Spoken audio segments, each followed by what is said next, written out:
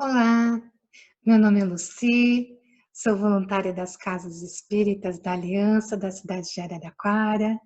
Já estive com vocês presencialmente e hoje nós vamos experimentar essa nova modalidade à distância. Então, que Jesus possa nos envolver neste estudo e que possamos receber o que é necessário para o nosso aprimoramento moral e espiritual. Que assim seja. Hoje nós vamos estudar a aula 67, que é a continuação das epístolas. Eu trago como uma proposta de estudo, um roteiro, que possamos despertar dentro do objetivo dessa aula, que é assumir uma responsabilidade ao seguir os passos dos apóstolos e realizar a divulgação da doutrina cristã, mesmo que seja só através do nosso exemplo. Para isso, o estudo se faz tão necessário, é preciso nos dedicarmos ao aprofundamento do estudo do Antigo Testamento, do Novo Testamento, dos Evangelhos, Mateus, Marcos, Lucas e João, dos Atos dos Apóstolos e, por fim, então, as epístolas. Os ensinamentos apostólicos nos trazem como aplicar o Evangelho de Jesus no nosso dia a dia. E é para todos que querem e desejam iniciar sua reforma íntima. Então, vamos dando início à aula, vamos fazer a continuação aí do estudo das epístolas de Paulo. As epístolas, elas são endereçadas, quando Paulo escreveu essas cartas, ele endereçou tanto para as comunidades como para as pessoas, para os indivíduos. Paulo, ele escreve uma grande parte para essas comunidades que ele mesmo evangelizou, que ele mesmo organizou, que ele era um missionário.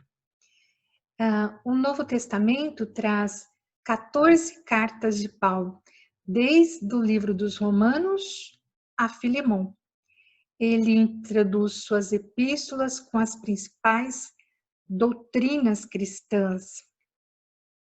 Ele traz as noções doutrinárias, expõe a teologia e, em seguida, ele traz a parte mais ética, voltada para a vivência, a aplicação direta daquilo para a vida das pessoas. Então, ele tem dois textos aí, né? Duas partes dentro de suas cartas. A primeira, uma parte mais teórica, que então vai trazer a parte doutrinária, e a segunda, aonde ele dá aplicabilidade. Como é que faz isso no dia a dia, na prática? A Bíblia, as epístolas na Bíblia, elas não estão em ordem cronológica. Primeiro foi colocado as epístolas para as comunidades e depois para os seus amigos, que eram, na verdade, líderes das comunidades locais. Eram pessoas a quem ele já havia evangelizado, que se tornaram líderes, que se tornaram seus seguidores, né, seguidores de Jesus, e aí que dão a continuidade. Nós vamos ver, por exemplo, né, qual é o conteúdo dessas cartas, o que tem. Na carta, quando ele endereça a Gálatas, por exemplo, ele retrata aí o uso da liberdade, as expectativas do retorno de Jesus nas epístolas 1ª e 2ª aos Tessalonicenses. As condutas no lar e na família, tá? A gente pode encontrar na 2ª epístola, por exemplo, de Timóteo.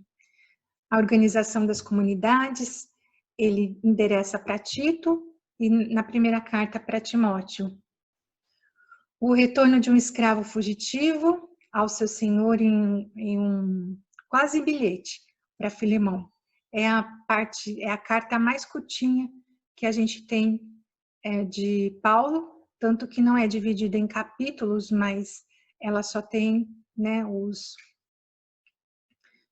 versículos. Na carta dos Hebreus, trata de Cristo, dessa importância, né? O texto do livro Iniciação Espírita, ele vai nos sugerir estudar algumas advertências. Paulo, então, traz isso para a gente. Para quê? Para todo aquele que quer se transformar. Então, se eu estou cuidando da minha reforma, se eu estou cuidando do meu eu preciso aí ter essas referências de Paulo. Então, vamos ver o que ele fala aí dessas advertências, o que o livro Iniciação Espírita traz para a gente. Vamos acompanhar um slide de apresentação.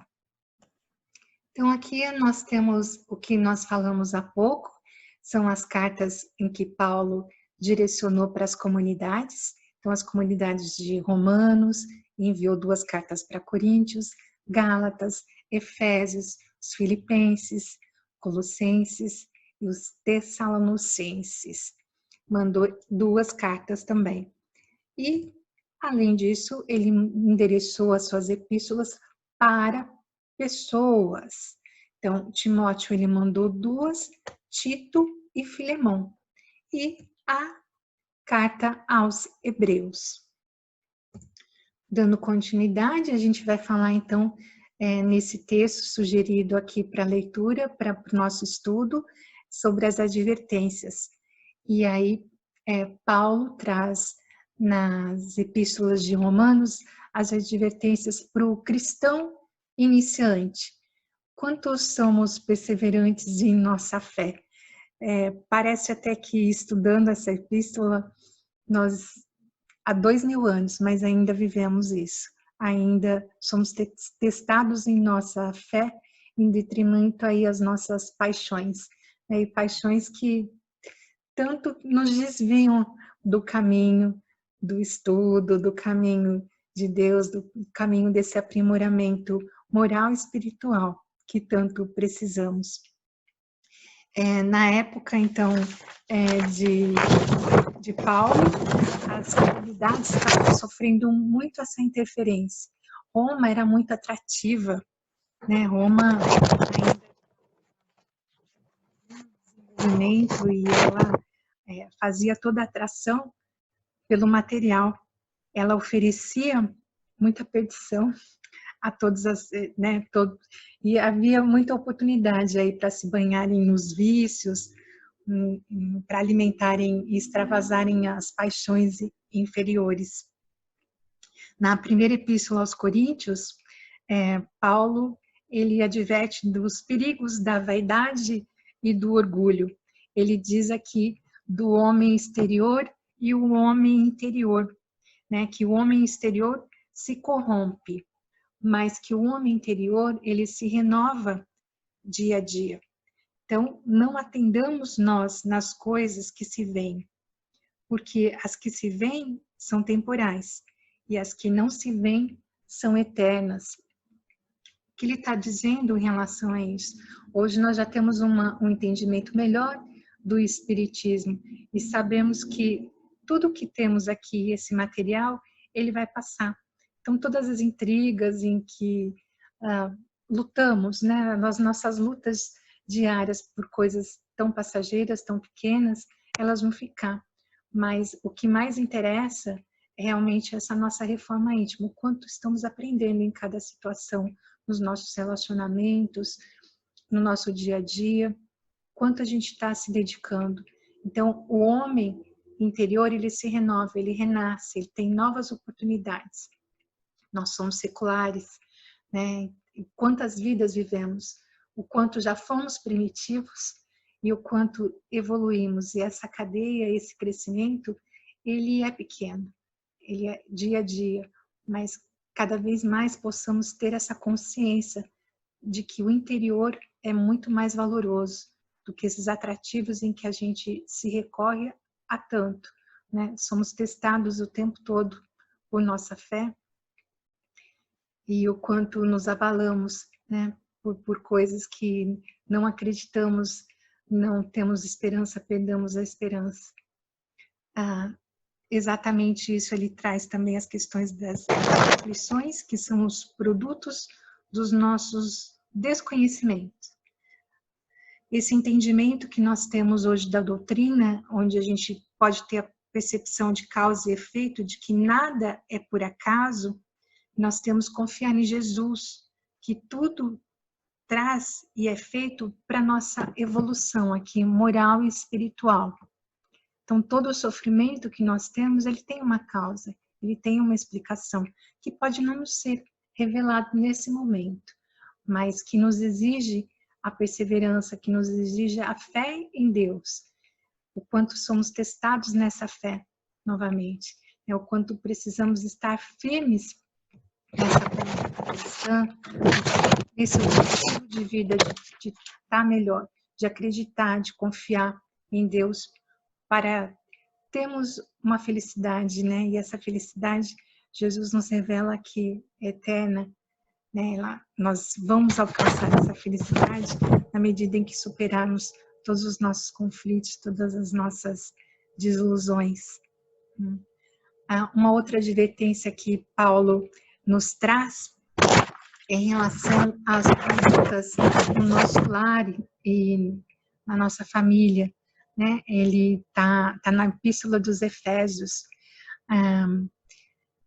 Os nossos relacionamentos, nos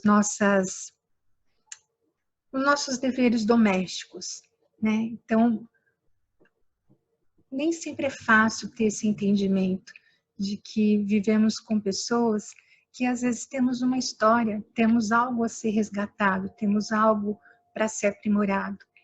E é um grande ensinamento, é uma grande lição, uma grande oportunidade, e pedimos isso, inclusive, vir para esses lares, às vezes com pessoas difíceis, para justamente fazermos os nossos acertos.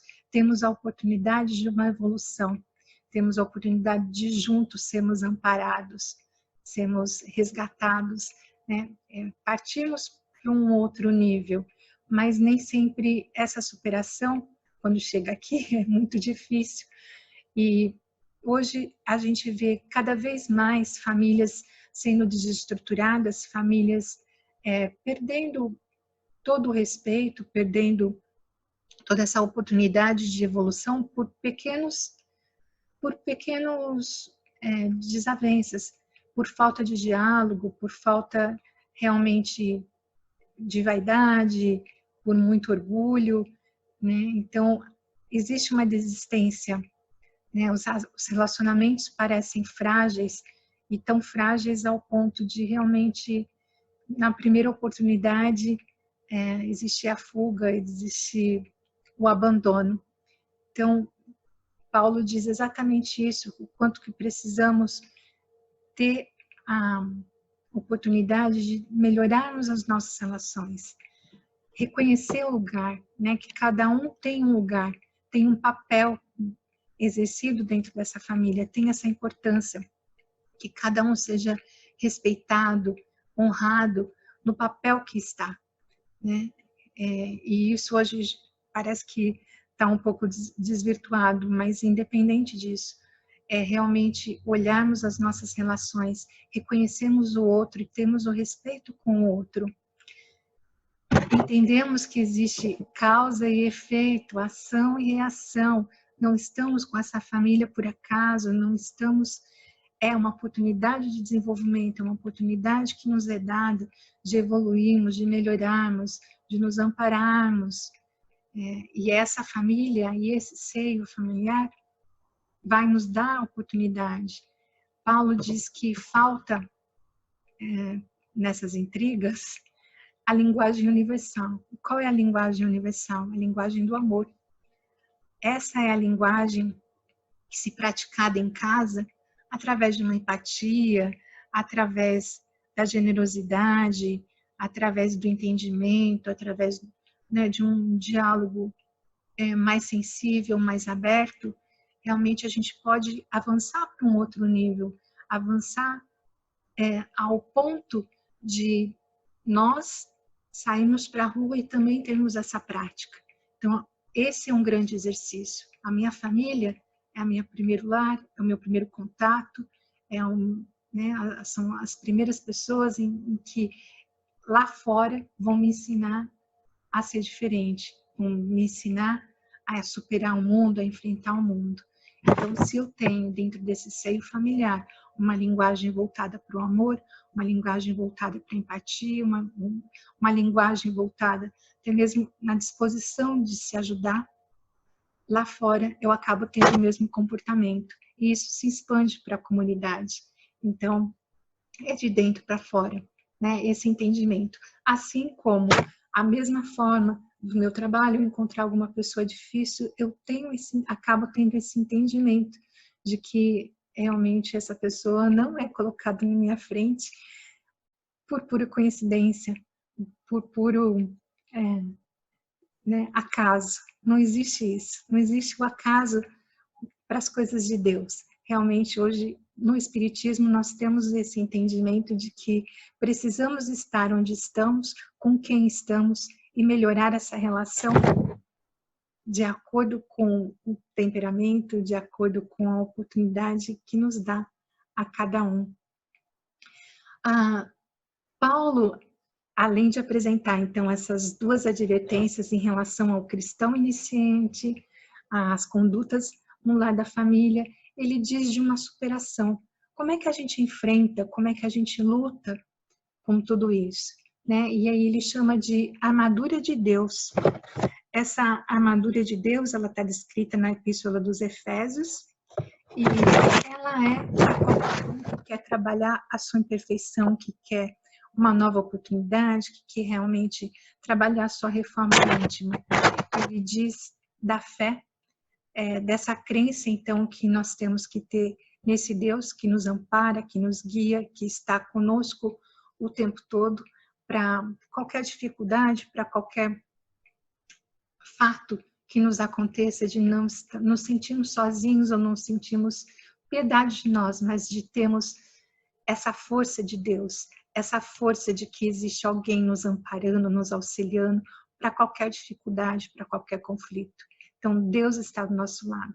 A partir do momento que eu tenho essa fé, eu consigo enfrentar e consigo ir em frente para qualquer barreira. Então, né, eu estou armada aqui, estou armada com Deus, estou armada com essa divindade que existe dentro de mim. Ele diz da verdade e da justiça, que essa verdade e essa justiça deve ser praticada para todos. Viver essa verdade, viver uma vida verdadeira. Quem a gente engana? A gente não guarda segredo para Deus. Deus sabe de todas as nossas intenções, de tudo que se passa em nosso coração. Então, a partir do momento em que eu engano alguém, ou eu me engano, é a mim que eu estou prejudicando. Né? Esse meu grau de evolução, esse caminho onde eu quero chegar de melhoramento, eu acabo não chegando. Então, agirmos pela verdade, pela justiça. Talvez essa seja uma medida mais fácil, mas ao mesmo tempo a mais difícil, porque esquecemos de praticar. E qual é a medida disso? É sempre não fazer ao outro o que a gente não quer que nos aconteça. Ninguém deve oprimir ou enganar o seu irmão em negócio algum. Isso está lá na primeira carta dos Tessalonicenses. Também agir por humildade, agir e nos exaltarmos, não nos exaltarmos em canto algum. Nosso sucesso não será maior ou menor se humilharmos o nosso irmão. Todos temos algo para compartilhar, enxergar a beleza, o valor individual, agimos com humildade em qualquer situação. Jesus foi a pessoa mais humilde e a mais importante do mundo. Ele nos ensina a como sermos humildes, a como termos essa superação, a como andarmos e ir em frente, sem tanto necessitarmos da nossa vaidade, nosso orgulho exacerbados, né? Que a gente faça realmente pelo outro através da nossa generosidade, através do nosso amor, através da nossa presença, mas sabendo valorizar o próximo, sabendo valorizar e integrar o próximo e ter esse relacionamento fraternal. E ele diz, né, Paulo realmente traz isso, esse amor fraternal dentro da caridade. Então, a partir do momento em que realmente olharmos para o nosso irmão com a máxima que o Cristo nos deixou, que é amar ao próximo como amar a si mesmo, nós realmente vamos entender o que é praticar uma caridade, o que é realmente olhar para o outro, ajudar o outro, sem a menor intenção de se ter algum retorno que nos beneficie aqui na Terra. A nossa recompensa, ela vem de Deus, ela vem do alto. Então, que tudo que possamos fazer para o outro seja realmente dado da nossa melhor forma, da nossa melhor parte, não do nosso supérfluo, não do que temos de sobra, mas às vezes nem aquilo que até nos falta, né? Todos nós temos algo para dar, todos nós passamos na fila dos talentos. O que é que nós estamos fazendo com os nossos talentos? O que é que eu faço com o meu conhecimento, com algo que eu tenho uma grande habilidade? Eu só estou buscando um material, só estou buscando algo que realmente eu seja sustentada, mas que eu também não tenha esse retorno individual, esse retorno íntimo, né? Eu estou buscando ainda satisfazer aí um homem exterior, né? E não um homem interior. Então, a oportunidade da pandemia, essa questão do isolamento social, ela trouxe muito isso. Quantas pessoas têm se revelado, têm se dado, têm se mostrado na internet e até dado gratuitamente seus talentos. Então a gente vê show musical, a gente vê danças, a gente vê ensinos de aulas que foram abertas aí de costura, enfim, de qualquer habilidade artesanal. Então as pessoas realmente têm se mostrado. Será que tem feito falta financeiramente? Imagino que sim, sim. Mas além do nosso material, existe essa necessidade também de ajudar o próximo, existe a necessidade de darmos o nosso trabalho. E quando não encontramos talvez esse meio material, o meio espontâneo, o meio generoso em que damos para o outro, também é um jeito de nos satisfazermos, né? Precisamos dividir o nosso talento. Todos nós temos essa necessidade de fazer o bem. Todos nós temos a oportunidade e os momentos. Não podemos ajudar o outro só quando encontramos os desastres ou somos chamados para campanhas, né? Campanhas generosas, mas que elas são, né, pontuais. Existem muitos caminhos e existem muitos desastres individuais. É olharmos para o lado, é olharmos para todos os necessitados, é olharmos realmente para todo aquele que está do nosso lado e nos integrarmos e termos a oportunidade de ajudar espontaneamente, ajudar sem humilhar, ajudar com a nossa verdade, ajudar na justiça, ajudar demonstrando a nossa fé. Esse é o convite de Jesus, esse é o convite que os apóstolos ainda nos fazem, né? Toda essa evangelização realmente é para que possamos praticar, que possamos ser melhores.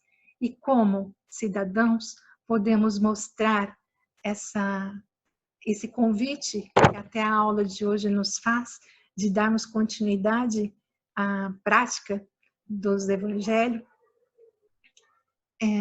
do nosso dia a dia, com os nossos exemplos. Que ação eu posso fazer? O que está no meu alcance hoje? Como eu posso ajudar o meu próximo hoje?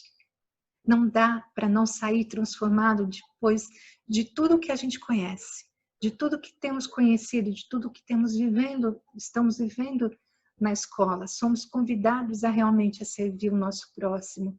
Somos convidados a nos conhecermos, a entendermos as nossas limitações, a nos aceitarmos dentro das nossas limitações, a conhecer a nossa dor, mas não podemos nunca nos demorar dentro dessa dor.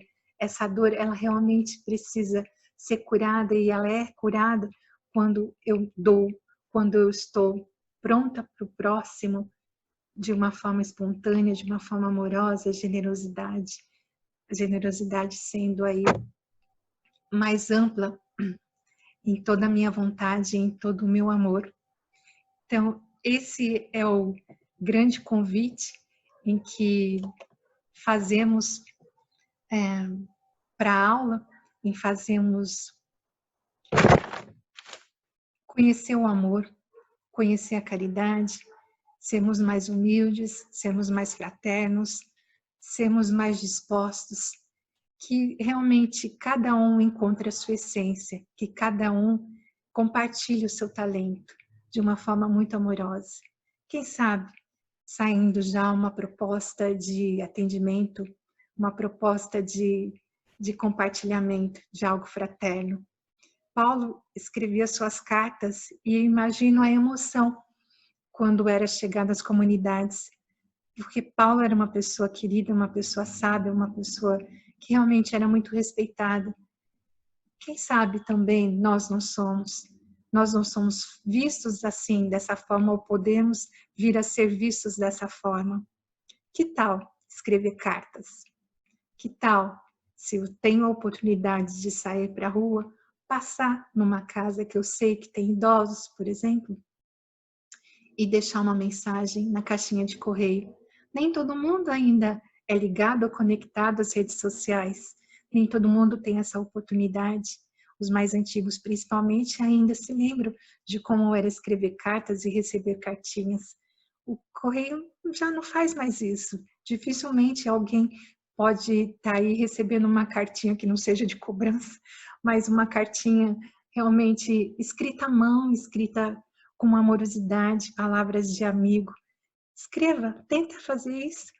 Busque a sua vizinhança, traga mensagens positivas, principalmente sabendo onde os idosos estão, onde os idosos moram, trazendo uma palavra de conforto, de carinho, agradecendo pela oportunidade da vida em que eles deram, de todo o ensinamento, de todo o trabalho e oportunidade que eles nos trazem.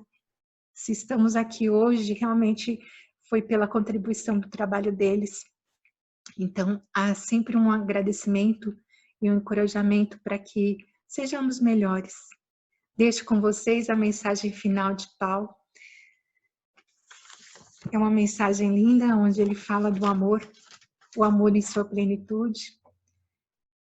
E aí vocês podem sentir aí em Coríntios e leiam o Evangelho, leiam o Atos dos Apóstolos, leiam a continuação aí, as epístolas, façam realmente o que nos é convidado, essa reforma.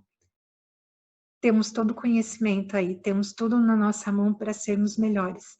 É isso que Deus pede de nós, que sejamos melhores a cada dia.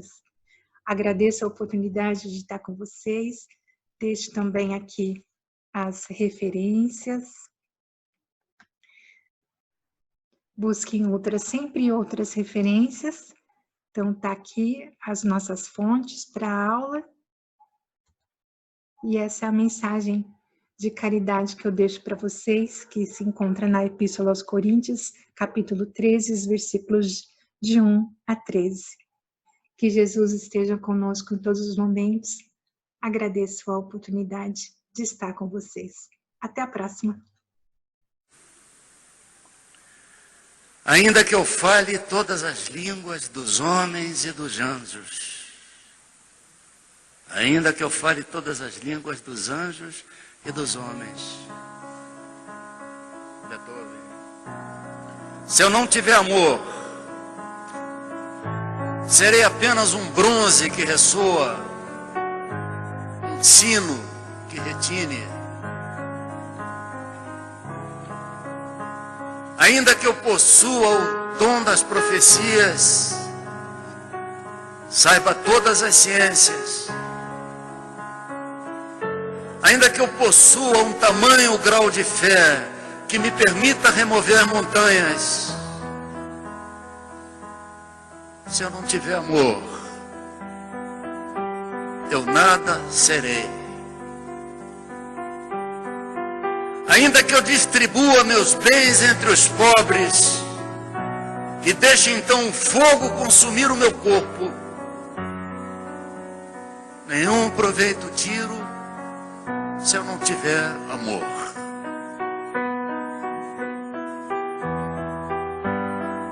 O amor é paciente. O amor é bondoso.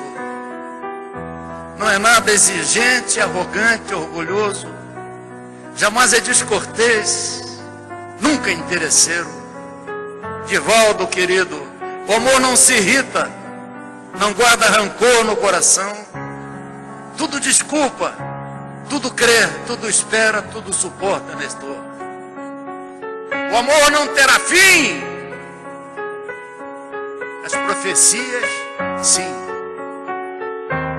As línguas se calarão e as ciências têm o seu termo.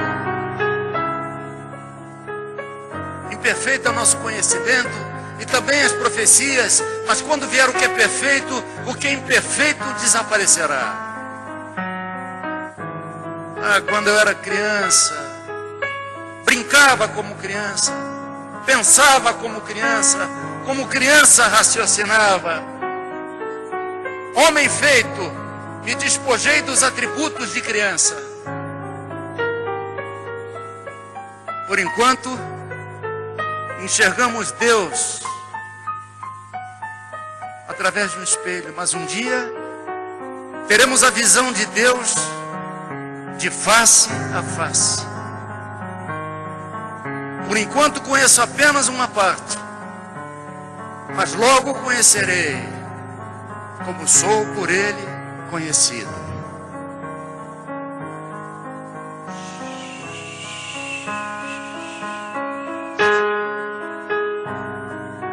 Temos agora a fé, a esperança e o amor, mas dos três, o mais excelente é o amor.